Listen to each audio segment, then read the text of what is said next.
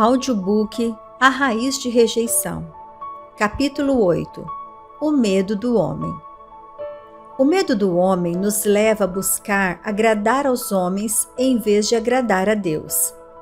Uma pessoa que possui uma raiz de rejeição pode facilmente cair na armadilha de querer agradar aos homens. Queremos agradar as pessoas porque isso nos impedirá de sermos rejeitados. Será verdade? Essa é uma área enganosa e perigosa. Primeiramente, se essa é a maneira como você obtém amigos, isso é o que terá de fazer para conservar tais amizades. Um estilo de vida agradando ao homem que nasce por causa do medo do homem e do medo da rejeição é uma escravidão terrível. Neste capítulo, eu gostaria de ajudá-lo a perceber que ser alguém que agrada aos homens, em vez de agradar a Deus, é pecado. Talvez você nunca tenha pensado nisso dessa forma. Romanos, capítulo 14, verso 23 diz: aquilo que não procede da fé é pecado. Enquanto agradava aos homens, certamente eu estava operando pelo medo do homem e não pela fé em Deus. O que é pecado? Se você estudar a palavra pecado, descobrirá que o seu sentido literal é errar o alvo, não atingir a vontade de Deus.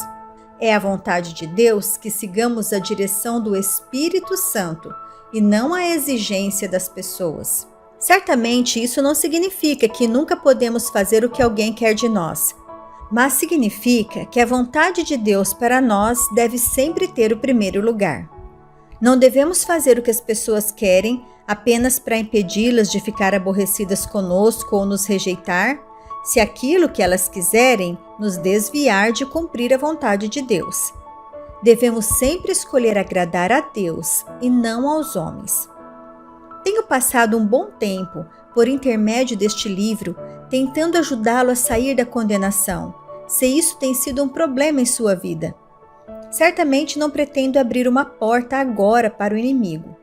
Sei que enquanto escrevo estas linhas, estou me dirigindo a algumas pessoas que caíram na armadilha de buscar agradar aos homens. Quando digo que isso é pecado, estou tentando abrir-lhe os olhos para a seriedade do assunto. Certamente não estou tentando colocá-lo sob condenação. Devemos aprender a diferença entre convicção e condenação. Deus me usa frequentemente para trazer convicção. Ele usa sua palavra e seu Espírito para nos levar a um lugar mais alto. Estou escrevendo isso sob influência do Espírito Santo, e ele convence as pessoas do pecado, mas nunca as condena. Deus nos leva à convicção de que podemos ver nossos erros, admiti-los, lamentá-los, arrepender-nos e receber o poder do Espírito Santo. Podemos, então, permitir que Ele nos capacite a caminhar livres daquilo que estava sendo um pecado em nossa vida. De acordo com Hebreus, capítulo 4, verso 15, Jesus certamente compreende nossas fraquezas e nossas enfermidades. Mas Ele não quer que seu povo use sua natureza compreensiva como uma desculpa para permanecer no pecado que está produzindo escravidão na vida de cada um. Tornar-se livre do medo do homem e de um espírito que busca agradar aos homens não é fácil. Requer a revelação do que isso realmente significa, de quão destruidor pode ser. Requer séria determinação para tornar-se livre. Espíritos controladores e manipuladores estão envolvidos e eles não desistem do seu terreno facilmente. Por anos, eu me desculpava e fazia pouco ou nenhum progresso porque dizia a mim mesma: simplesmente não posso fazer isso. Fui abusada e simplesmente tenho esses medos e nada posso fazer a respeito. Essas são algumas das desculpas que mantêm muitas pessoas na escravidão. Tais desculpas podem ser um fato, mas a verdade da palavra de Deus tem poder suficiente para superar os fatos. Sim, Jesus compreende, mas Ele não quer que você permaneça em escravidão pelo medo do homem. Creio que Deus tem feito você ler este livro porque Ele quer fazê-lo livre nessa área e ajudá-lo a reconhecer esses espíritos quando atacarem sua vida. Creio que seu amor por Deus, seu desejo de estar na vontade dele e sua recusa a permitir que o inimigo invada sua vida por intermédio de espíritos manipuladores e controladores podem ajudá-lo a combater de forma ousada o pecado de agradar aos homens. Deus nos dá livre-arbítrio e vontade livre. Ele quer que o escolhamos, bem como seus caminhos, mas não nos força a fazê-lo. Satanás, de outro lado, não tem problemas em usar força, manipulação, controle ou qualquer outra coisa que puder para nos impedir de sermos livres. O diabo usa a raiz de rejeição que está em muitas pessoas. O medo da rejeição e o medo do homem são realmente a mesma coisa. O medo do homem, o medo de perdermos a aprovação, o medo de ficarmos sozinhos, o medo de sermos criticados ou debochados, o medo de que as pessoas dirão ou pensarão de nós, e muitos outros medos nos impedem de seguir a direção do Espírito Santo. O diabo sabe que Deus tem um bom plano para a sua vida, e seu alvo é impedir você de conhecer esse plano. Se você quiser ser livre desses espíritos que estou revelando, deve desejar confrontá-los. Você nunca ficará livre deles ao correr, evitá-los ou adiar o assunto. Devemos enfrentar as questões e saber que Jesus está sempre conosco para nos fortalecer e ajudar. A única forma para chegar do outro lado de um problema e eliminar o seu poder sobre você é enfrentá-lo e permitir que o Espírito Santo o oriente sobre como passar por isso. Eu nunca teria uma vitória pessoal se sempre obtivesse a libertação por meio de milagres. Deus pode nos dar algumas vitórias dessa forma, mas nem todas elas funcionarão assim. Ele quer nos fortalecer para que enfrentemos o inimigo na força do seu poder e assim possamos conquistar uma vitória pessoal. Não temas. Sabemos que a Bíblia diz: não temas. Mas por alguma razão, temos a ideia de que Deus está dizendo: não sinta medo. Houve um tempo em minha vida em que pensava que sentir medo indicava que eu era uma covarde. Quando sentia medo, sentia-me mal comigo mesma. Muitas vezes, quando estava pronta para ir adiante em alguma área, subitamente me sentia assustada. Eu orava pelo dia em que não sentiria mais medo. De fato, eu ia até outras pessoas e pedia-lhes que orassem para que eu nunca mais sentisse medo. Mas Deus me deu uma revelação transformadora sobre o medo alguns anos atrás, e ocasionalmente eu mesma tenho que me lembrar disso. Por intermédio da Bíblia, Deus diz: não temas, não temas, não temas. Ele está nos alertando sobre o espírito de medo. Ele está dizendo: um espírito de medo pode atacar você e impedi-lo de seguir adiante. Está registrado no primeiro capítulo de Josué que Deus lhe disse que ele deveria terminar a tarefa que o Senhor dera a Moisés. Seja forte, vigoroso e bastante corajoso. Não temas nem te espantes, pois o Senhor teu Deus é com você por onde quer que fores. Josué capítulo 1, verso 9. Se o medo não estivesse prestes a atacar Josué, por que Deus o alertaria? Deus estava realmente dizendo a Josué: estou enviando para realizar uma tarefa. Mas Josué, tão certo como estou lhe falando, o medo será o inimigo que tentará impedi-lo. Estava Deus proibindo Josué de sentir medo? Não. A palavra medo significa retirar-se ou fugir de algo. Assim, se nós traduzirmos de uma forma um pouco diferente, veremos que Deus estava dizendo: Josué, quando você sentir medo, não fuja. Você está vendo? Deus está dizendo: quando sentir medo, permaneça em sua posição, sabendo que estou com você. Mantenha-se me obedecendo e fazendo o que eu lhe disse para fazer. Isso é muito diferente de Deus dizer: você não pode sentir medo, e se o fizer, será um grande covarde. Quais são algumas das reações físicas produzidas pelo medo? Tremedeira, palpitações de coração, boca seca e transpiração excessiva. Não encontro lugar algum na Bíblia em que Deus diga: Joyce Meyer, não transpire, não trema, não estremeça. Seu coração não deve palpitar quando você estiver em situações novas ou difíceis. Você já percebeu que um espírito de medo tenta mantê-lo em escravidão quando você encontra algo novo? Quando você tenta obter liberdade em sua vida, um espírito de medo tentará mantê-lo na escravidão. Quando chega o dia de Deus para que você seja livre, é tempo de enfrentar a pessoa ou a situação que o amedronta. É tempo de você caminhar até essa pessoa e conversar com ela, mesmo assustado. É tempo de começar a crer de forma diferente a respeito de si mesmo. O medo tentará mantê-lo na escravidão. A única forma de chegar do outro lado é fincar os pés, manter sua face firme e dizer: eu sei que ouvi a Deus e vou seguir adiante. Como as pessoas pensam e reagem? Quando conversamos sobre o medo do homem, o que realmente tememos? Tememos o que as outras pessoas vão pensar. Pense sobre isto. O que os pensamentos de outra pessoa podem nos fazer? Contudo, quantas vezes nos dobramos diante do inimigo, simplesmente com base naquilo que alguém está pensando? A maior parte do tempo nem realmente sabemos o que os outros pensam, mas a raiz de rejeição sempre fará você pensar o pior. Permitimos que o diabo diga: o que eles pensarão se você fizer isso? Se você se levantar, se tentar fazer isso, se falhar, o que todos vão pensar? Eles pensarão que você não ouviu a Deus. Eles pensarão que você é um fracassado. Eles pensarão isso, eles pensarão aquilo, eles pensarão algo mais. Por que devemos deixar que os pensamentos dos outros governem nossa vida? Se eles têm um problema, pensarão o que quiserem a nosso respeito, não importa o que façamos. O medo do homem é do que os outros pensarão, mas é também o que os outros dirão dele e farão a respeito disso. Penso que também tememos o que as pessoas não dirão ou farão.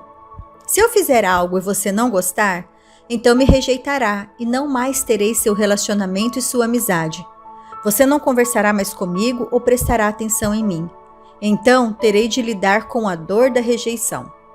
Mostrarei a você, por meio de alguns versículos da Bíblia, que Satanás usa o medo da rejeição para manter as pessoas fora da vontade de Deus.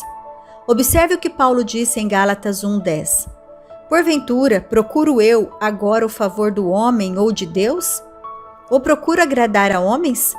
Se eu buscasse a popularidade entre os homens, não seria servo de Cristo, o Messias. Nós realmente gostaríamos de ser populares, não é? Nunca fui muito popular na escola, mas queria que todos os meus filhos fossem populares. Isso também não funcionou. Algumas vezes, queremos coisas por motivações erradas. Eu queria que minhas filhas fossem tratadas como rainhas e animadoras de torcida, e meus filhos fossem tratados como príncipes encantados e craques de futebol. Eu me angustiava porque eles e elas realmente não tinham muitos amigos ou namorados. Mas um dia o Senhor me mostrou: você quer isso para eles porque você nunca o teve. Estou guardando-os de problemas porque tenho um plano para a vida deles. Algumas vezes, quando os jovens são populares, a pressão dos colegas para manterem todos esses relacionamentos termina levando-os à direção errada. Se Deus tivesse respondido às minhas orações pelos meus filhos para que fossem os estudantes mais populares da escola, as coisas poderiam ter terminado mal. Mas agora, todos os meus filhos estão servindo ao Senhor e trabalham neste ministério. Todos são casados com cristãos. O que teria acontecido se Deus respondesse às minhas orações para que eles se tornassem populares? Vamos desejar a popularidade com Deus acima da popularidade com as pessoas. Não fique tão triste se você não tem 25 pessoas tentando ligar para o seu número telefônico ou batendo a sua porta o tempo todo. Busque a Deus e deixe que Ele traga as pessoas certas para a sua vida. Uma vez que você entrou em um relacionamento, deverá mantê-lo. Isso faz com que pessoas populares sofram muita pressão por tantos relacionamentos. Anos atrás, antes de estar no ministério, eu pertencia a uma igreja. Havia um grupo de pessoas do qual eu queria participar. Eu me esforçava e conspirava, armava situações, manipulava, fazia favores e impressionava as pessoas, até entrar naquele grupo. Mas descobri que quando uma pessoa entra em relacionamentos por esses métodos, A única forma de permanecer ali é deixar que essas pessoas o controlem. Sabe o que aconteceu? Quando recebi o batismo no Espírito Santo e Deus me chamou para pregar, quando comecei a crer nas coisas em que creio hoje e a prosseguir, esse grupo disse: se você vai crer nas coisas que você diz que crê, não queremos mais nos relacionar com você. Escolha ou nós ou isso. Essas pessoas eram cristãs. Não pense que o inimigo não usará seus melhores amigos para tentar desviá-lo da vontade de Deus. Eis porque você precisa ter convicção em seu coração do que Deus está lhe dizendo.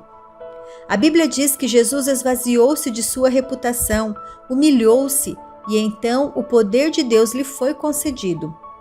Veja Filipenses capítulo 2, versos 7 a 11. Se estivermos preocupados com nossa reputação, poderemos realmente prejudicá-la. Se o alvo é manter nossa boa reputação, se ainda tentamos ser populares, essa é uma porta aberta para o diabo. Tudo o que ele tem de fazer é conseguir uma pequena rejeição e nós seremos despedaçados. Prosseguir não é conquistar popularidade. Você já percebeu o que Paulo estava dizendo em Gálatas 1:10?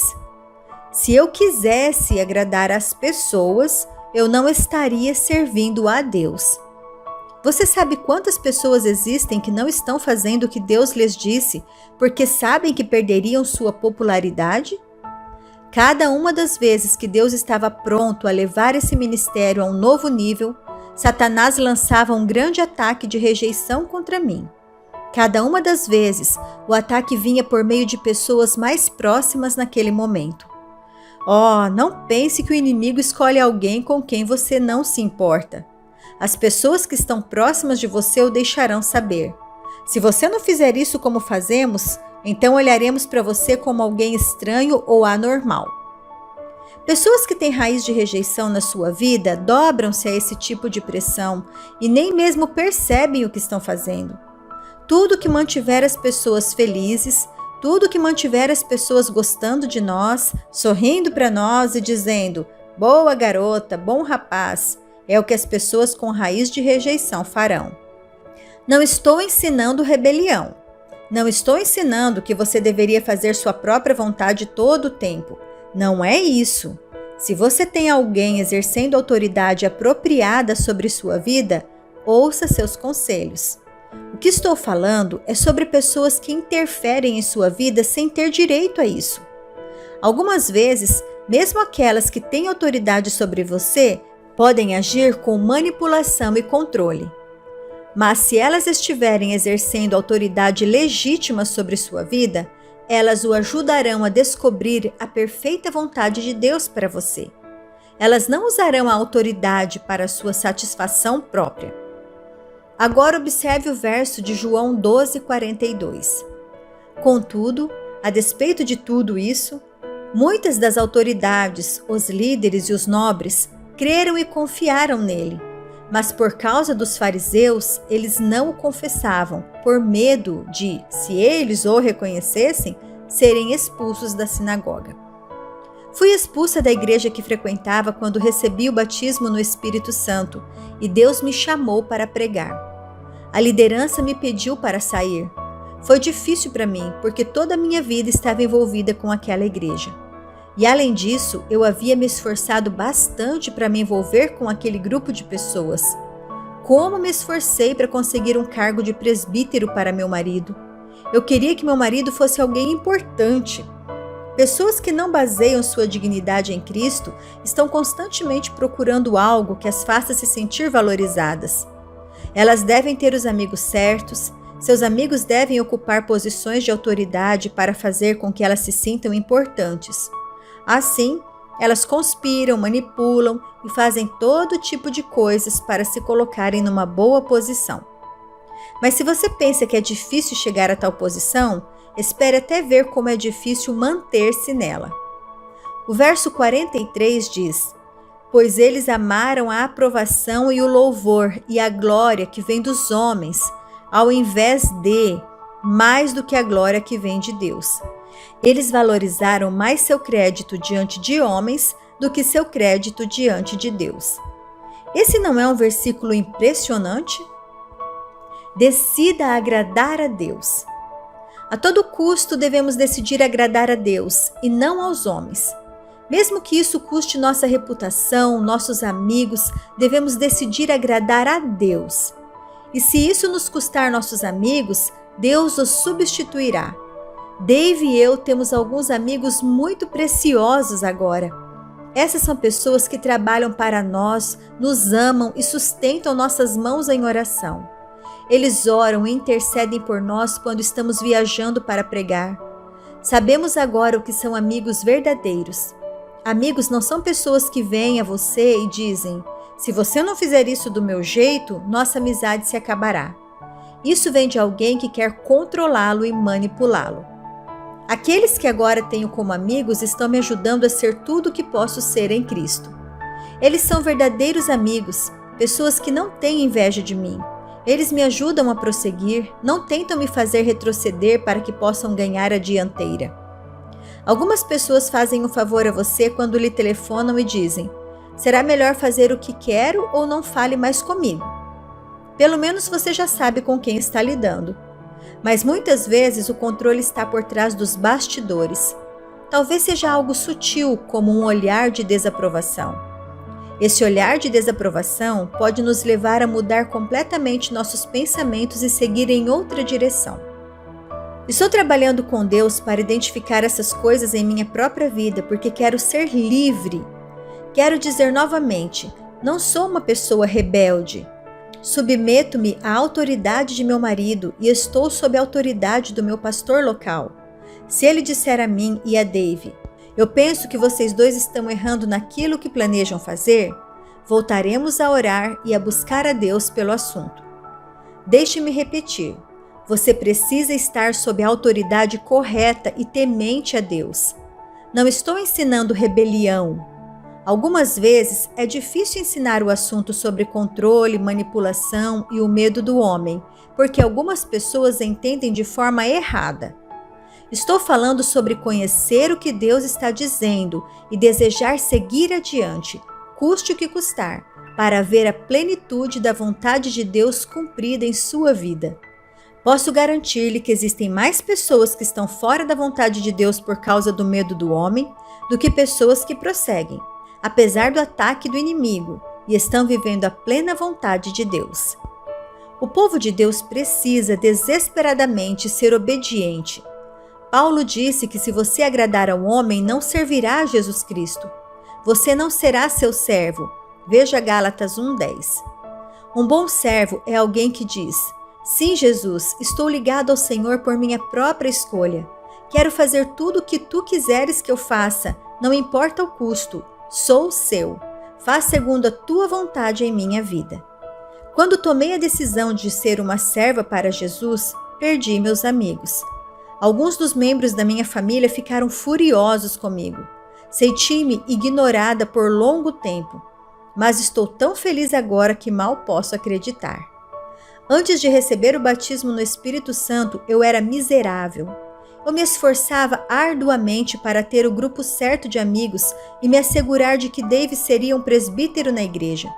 Não havia festa que os Myers não fossem convidados. E se alguém tentasse dar uma festa e não nos convidasse, eu me esforçaria até ter certeza de que receberíamos o convite. Você se lembra de ter se sentido ofendido, machucado e aborrecido porque alguém fez algo e você não foi convidado? Isso fez sentir-se rejeitado e sem valor? Você pode se livrar desses sentimentos. Confie em Deus, pois se for para você estar ali, Ele conseguirá um convite. Caso contrário, seja feliz nele.